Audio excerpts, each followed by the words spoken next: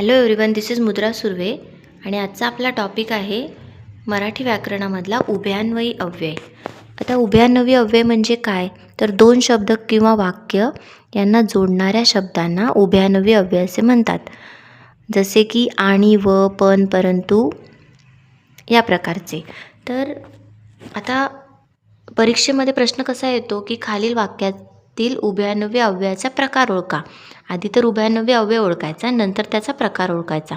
आता उभयान्वयी अव्ययाचे एकूण 8 प्रकार आहेत.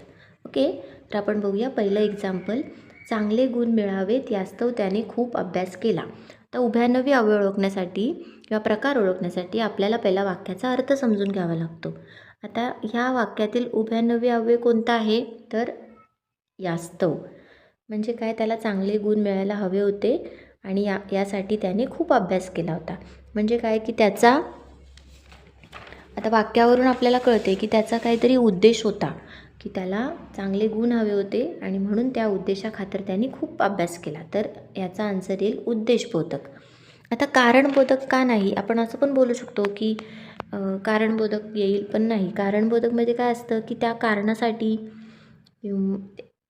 त्याच्यामध्ये कारण असा शब्द असतो किंवा का, की, त्यासाठी त्याने असं केलं. संकेतबोधक म्हणजे काय की तो की, जर, तर, जरी, तरी असे शब्द असतात, त्याला बोलतात संकेतबोधक. स्वरूपबोधक मध्ये म्हणजे, म्हणून या प्रकारचे शब्द येतात, मग तो स्वरूपबोधक. देन नेक्स्ट आहे मी त्यास खायला दिले, शिवाय खर्चायला पैसेही दिले. आता याच्यामध्ये उभयान्वयी अव्यय कुठचं येईल, तर शिवाय. आता इथे काय आहे की मी त्याला खायला दिले, म्हणजे जो कोणी गरजू असेल त्याला मी खायला दिले आणि त्याशिवाय मी त्याला खर्चायला पैसेही दिले. म्हणजे काय की मी त्याला खायला पण दिले आणि त्याला खर्चायला पैसे पण दिले. आता विकल्प येईल का, तर नाही. विकल्प म्हणजे काय की त्याच्यामध्ये ऑप्शन असतात, नावातच आहे विकल्प, हे किंवा ते. उद्देशबोधक येईल का, काय त्याचा उद्देश होता का त्याच्यामागे, तर नाही, मग उद्देशबोधक येणार नाही. मग समुच्चयबोधक.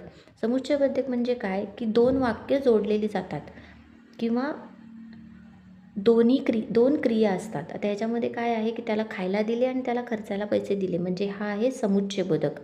आणि न्यूनत्वबोधक म्हणजे काय की कमीपणा कुठेतरी दाखवला जातो, त्याला आपण बोलतो न्यूनत्वबोधक. मग दुसऱ्याचा आन्सर आहे ऑप्शन क. त्यानंतर तिसरा आहे निंदा अथवा स्तुती समान समजावी. ओके, निंदा अथवा स्तुती. आता ह्याच्यामध्ये ऑप्शन आहे, एकतर निंदा अथवा म्हणजे किंवा स्तुती, अथवा आहे उभयान्वयी अव्यय, तर निंदा किंवा स्तुती समान समजावी.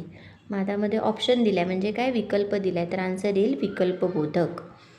समुच्चयबोधक म्हणजे काय, तर दोन वाक्य जोडलेली असतात.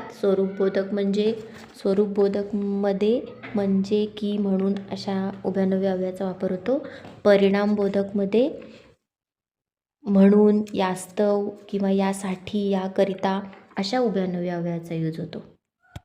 देन चौथा आहे तो अभ्यास करतो म्हणून यशस्वी होतो. याच्यामधला उभयान्वयी अव्यय कुठचा, तर म्हणून. तर काय, तो अभ्यास करतो म्हणून तो यशस्वी होतो.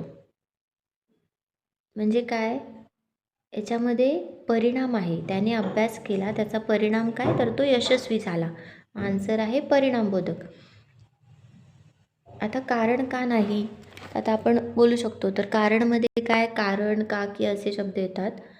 आता उद्देशबोधकमध्ये पण कारण असा येतो किंवा एखाद्या गोष्टीचा उद्देश असतो, म्हणून ह्या चौथ्याचा आन्सर आहे तो अभ्यास करतो म्हणून तो यशस्वी होतो, आहे परिणामबोधक. ओके, तर जसं मी मगाशी सांगितलं की उभयान्वयी अव्ययाचे टोटल 8 प्रकार आहेत. तर आधी जर वाक्य आलं असेल तर त्यातला तुम्हाला उभयान्वयी अव्यय ओळखावा लागतो आणि त्यावरून वाक्याचा अर्थ समजून घेऊन मग उभयान्वयी अव्ययाचे प्रकार समजावे लागतात. तर उभयान्वयी अव्ययाचे टोटल 8 प्रकार कुठचे, तर समुच्चयबोधक, विकल्पबोधक, न्यूनत्वबोधक, परिणामबोधक, स्वरूपबोधक, कारणबोधक, उद्देशबोधक आणि संकेतबोधक, असे हे टोटल 8 प्रकार आहेत. जर व्हिडिओ आवडला असेल तर नक्की लाईक करा आणि चॅनलला सबस्क्राईब करा. Thank you so much.